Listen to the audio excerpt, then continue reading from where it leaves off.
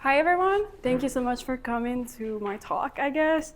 So my name is Erika Munguia, and I feel like my story, it's sort of like a combination of like everyone's stories and like a little bit of everything of what I've heard. But what's interesting is that it's so different at the same time. And I feel like that's just like the commonality between like all of us, obviously. So okay, I'm gonna start when I was 12 years old. So when I was 12, I moved to the US. So I'm originally from El Salvador. I was born and raised in San Miguel, El Salvador. And when I was 12, basically like the common story, my grandma asked my mom, do you want to come to the US? And then my mom, obviously, she wasn't really thinking about herself. She was thinking about me and my three younger siblings. And so she said yes. And then it was honestly like a very fast process, which I feel like I'm very lucky. And I used to be ashamed of it, actually. But I'm very lucky that the process that we went through was pretty efficient, was very safe, and it was very quick. So then I think like probably like after 8 months, after my mom told me like, yeah, like your grandma said, we're gonna go to like the US and like all of that. So I think like it was like a pretty turnaround because it was like 8 months after we came to the US actually. And I remember literally like 4 days after I went to middle school. I went to Los Groves, so if you're from, so I'm from Durham too. And I live in Durham. And so this is where the dichotomy kind of comes in because I feel like if I'm in spaces where I know that identity matters, and like you were saying at the beginning, where you're like obviously the one representing your community, I'm very quick to give like the whole spiel. It takes like probably like 1 minute, but I'm like, I was born and raised, then I moved here because I feel like acknowledging that it's also important. So when I went to middle school, it was very hard because like all of you who came here when you were young experience learning like I didn't know any English, and so I feel like learning English for me was by far one of the most humbling experiences, I would have to say. I went from being like the kid who was like obviously like very good at school, like knew everything that she was doing, like if you told me once, that's all you needed to tell me, and then I went to like English where like people were telling me, talking to me, and I knew absolutely nothing. Math was the only thing I could do well on because it was just numbers. I could like figure it out. But yeah, so that was about it. And to me, that was sort of like my first like humbling experience. And I feel like another thing that I also learned, I think like once I came to college, that actually Marcela pointed sort of out, was that I never really realized the factor that identity play in the spaces that you're coming in. I always had the mindset of course, like I'm not from here, like I know that. Like I feel like I always embraced that very proudly, even when I like used to have an accent. I used to have a very thick accent. And I used to be like a little bit scared of it, but then I would just like start talking and like it would just, I'm like, if they can understand, they can understand. If not, they can ask questions, you know? Which happened often. But so yeah.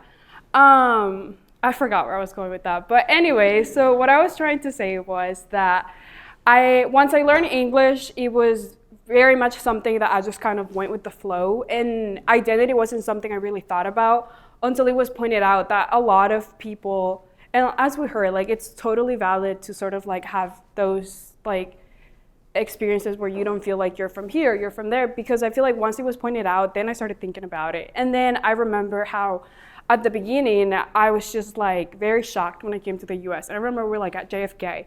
And where I'm coming from, everyone's looking like me. Like everyone's speaking Spanish, we're speaking like the lingo.